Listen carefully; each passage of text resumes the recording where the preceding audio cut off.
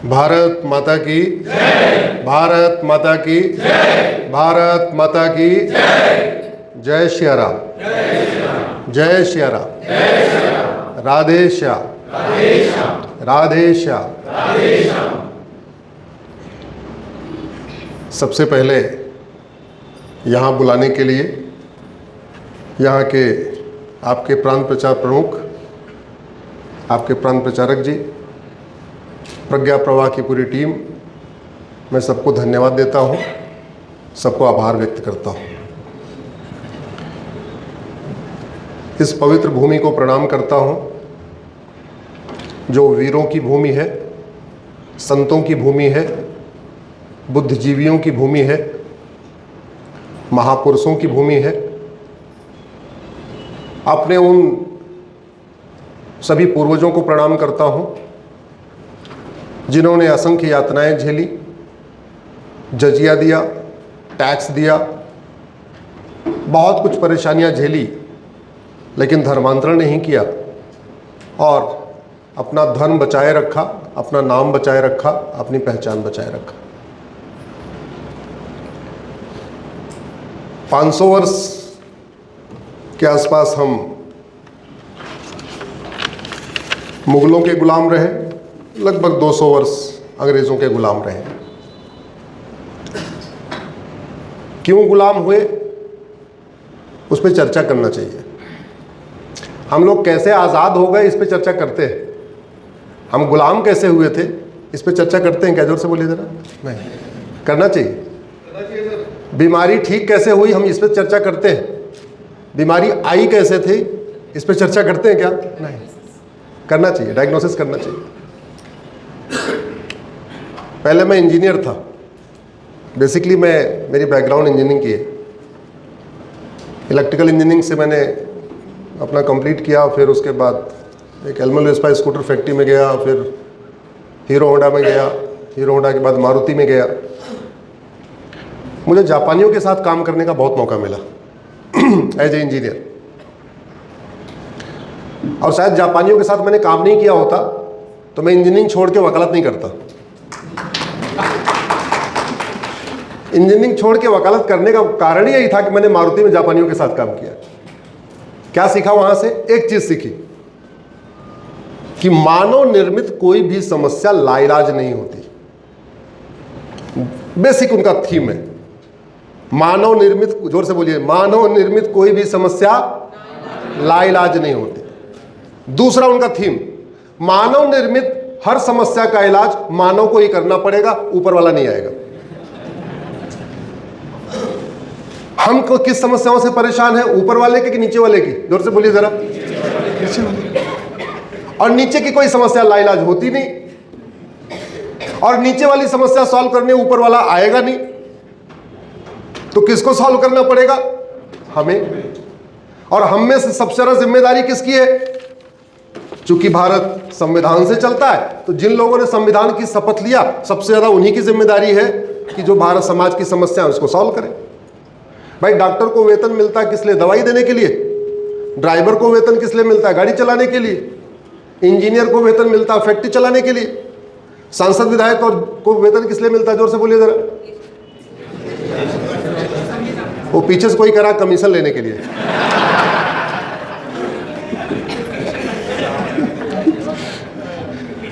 कड़वा सच उनके मुंह से निकल आया।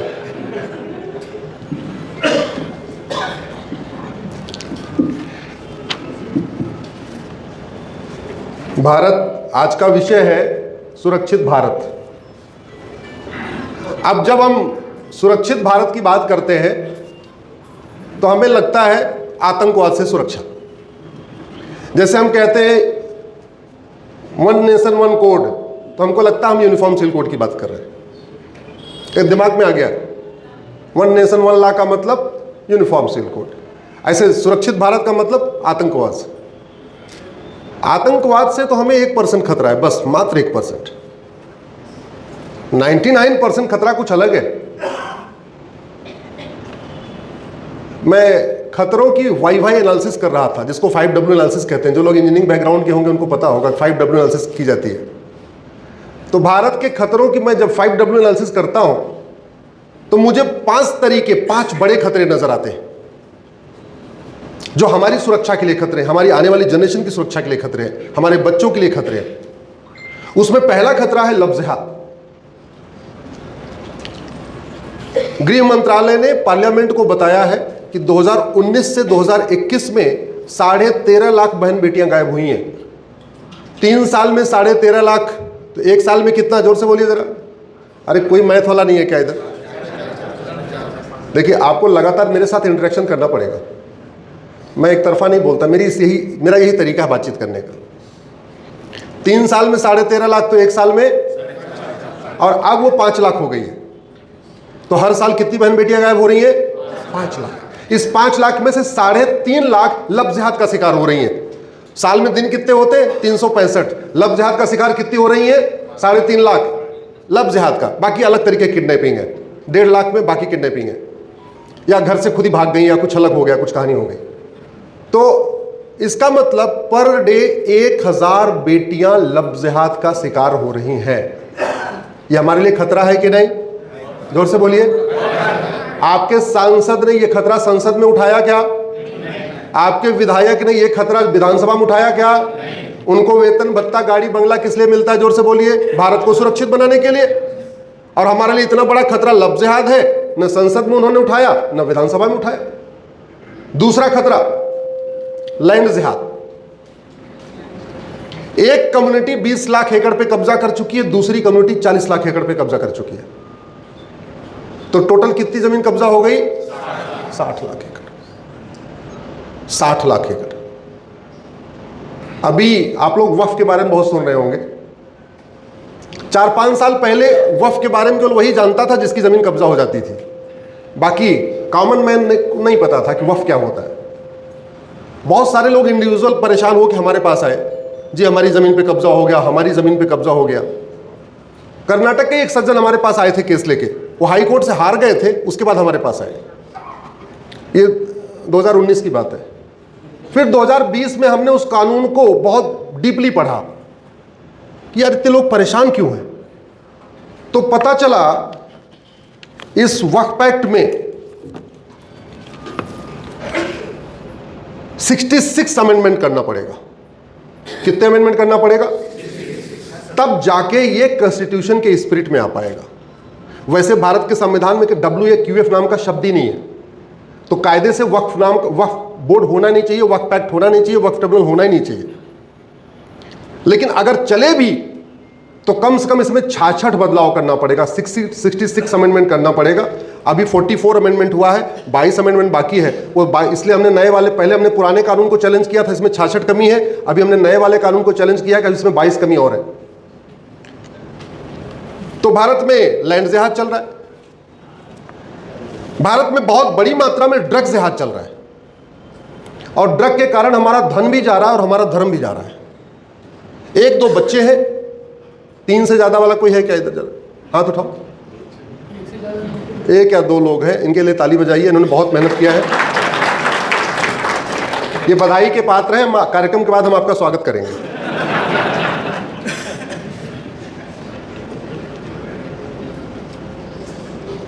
Engineering college, medical college, law college, ऐसा कोई कॉलेज नहीं है जहां व्हाट्सएप पे ऑर्डर करके ड्रग नहीं पहुंच रही है। बहुत बड़ा खतरा हमारे। और इस ड्रग के कारण लड़कों में नपुंसकता बढ़ रही है। इस ड्रग के कारण लड़कियों में बाझपन बढ़ रहा है। शादी होने के बाद बच्चे ही नहीं पैदा हो रहे, और बहुत सारे शादी के लिए तैयार नहीं हो रहे हैं, क्योंकि 2-3 साल ड्रग ले लेते हैं, उनको समझ में आ जाता है आप तो कुछ कर नहीं पाएंगे। तो वो बाद में कहते हैं पिताजी हमको शादी नहीं करना। वो शादी करने के लायक ही नहीं बचा है। बहुत बड़ा ये ड्रग के जरिए केवल पैसा नहीं कमाया जा रहा है, एक बहुत बड़ा वेजिंग वॉर चल रहा है हिंदुस्तान में। चौथा खतरा पॉर्न जिहाद। इतनी पॉर्न वेबसाइट्स, इतने घटिया सीरियल, इतनी घटिया फिल्में, इतने घटिया वेब सीरीज, इतनी घटिया स्टैंड अप कॉमेडी, मतलब अच्छे खासे युवाओं को बर्बाद करने के लिए 2 तरीका अपनाया गया, ड्रग और पॉर्न। 5वां जिहाद चल रहा है, कन्वर्जन जिहाद। आपके यहां हो रहा है कि नहीं हो रहा है? जोर से बोलिए जरा। हो रहा है। मेरे इसमें PIL चल रही है कन्वर्जन पे। 1500 परिवार पर डे कन्वर्ट किए जा रहे हैं भारत में। पर डे कितने परिवार? एक परिवार में एवरेज आप 6 या 7 आदमी मान के चलिए, तो पर डे कितने हिंदुओं का धर्मांतरण हो रहा है? लगभग 10,000 हिंदुओं का पर डे धर्मांतरण हो रहा है। इसका मतलब साल में 40 लाख हिंदुओं का धर्मांतरण हो रहा है। कैसे कैसे हो रहा है मैं बाद में भी आऊंगा। 5वां जिहाद चल रहा है, घुसपैठ जिहाद। भारत में इस समय 6 करोड़ पाकिस्तानी, अफगानिस्तानी, रोहिंग्या, बांग्लादेशी रहते हैं। इसमें मेरी पीआईएल है। मैं जितनी आपके सामने बातें कह रहा हूं ये सब पे मेरी पिटीशंस हैं, सब पे मैंने सुप्रीम कोर्ट में, स्वाभाविक सी बात है, पीआईएल फाइल होती है तो बाकायदा एफिडेविट पे देना पड़ता है। कुछ मामलों में भारत के सभी राज्यों को नोटिस है, कुछ राज्यों में केवल केंद्र सरकार को नोटिस है। जैसे कन्वर्जन जिहाद के ऊपर केंद्र सरकार के अलावा देश के सभी राज्य सरकारों को नोटिस जारी हुआ है, जिसमें मैंने कहा है कि 1500 परिवार पर डे कन्वर्ट हो रहे हैं और पूरे भारत में से कोई एक राज्य सरकार आके ये नहीं कह पाई है अभी तक कि नहीं आपका आंकड़ा गलत है।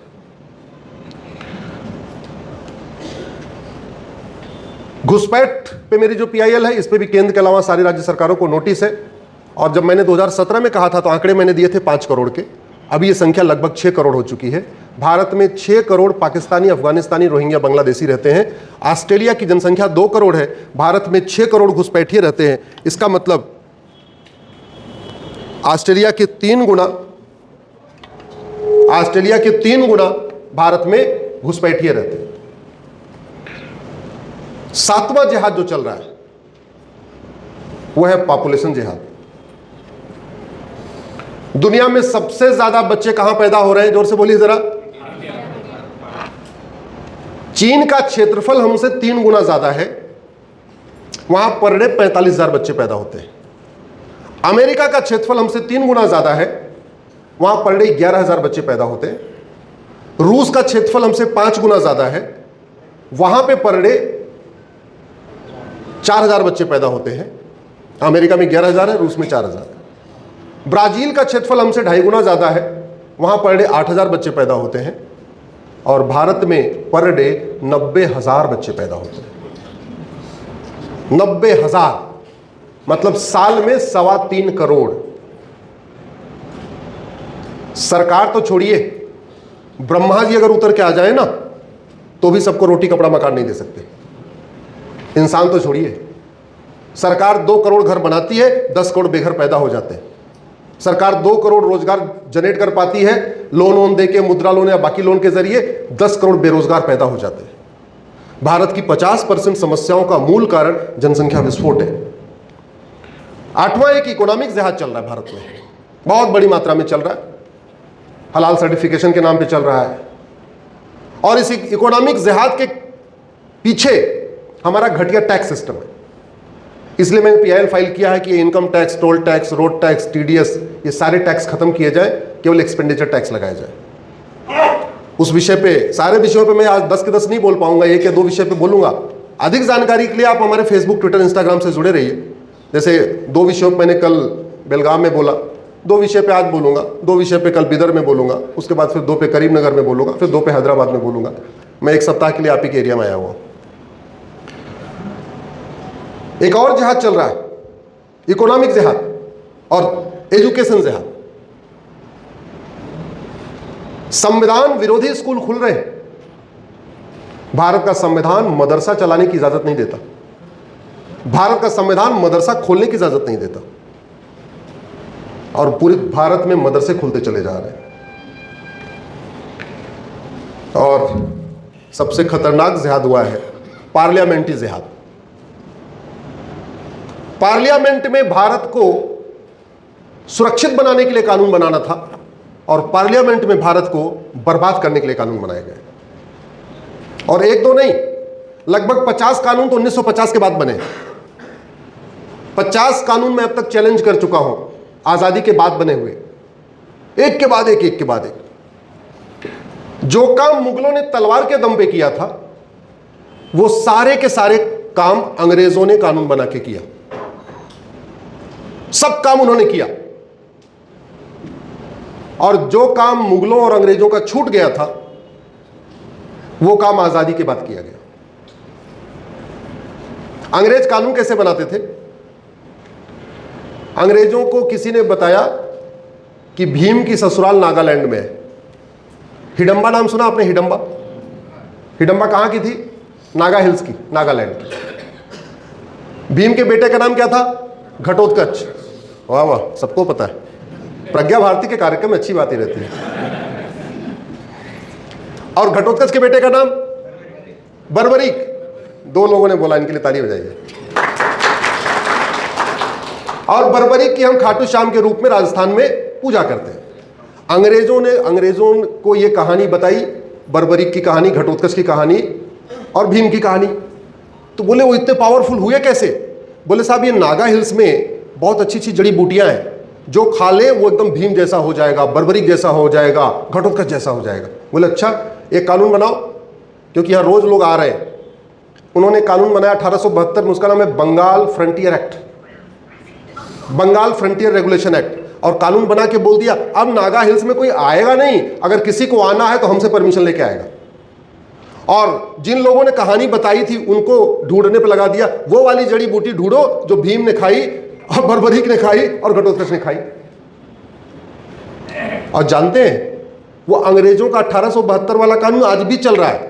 इसलिए भारत के बाकी राज्यों में तो आप आराम से फ्रीली घूम सकते हैं अपनी गाड़ी के साथ। नागालैंड में जाएंगे तो चेक पॉइंट पे आपको परमिशन लेना पड़ेगा। जैसे आप बैंकॉक में जाके परमिशन लेते हैं, वीजा ऑन अराइवल मिलता है, भूटान में वीजा ऑन अराइवल मिलता है, नेपाल में वीजा ऑन अराइवल मिलता है, वैसे ही आपको नागालैंड में एंट्री करने के पहले वीजा ऑन अराइवल लेना पड़ेगा। और वो जो ILP सिस्टम लगाया था, इनर लाइन परमिट सिस्टम, वो आज भी चल रहा है। उस ILP को हमने सुप्रीम कोर्ट में भी चैलेंज किया।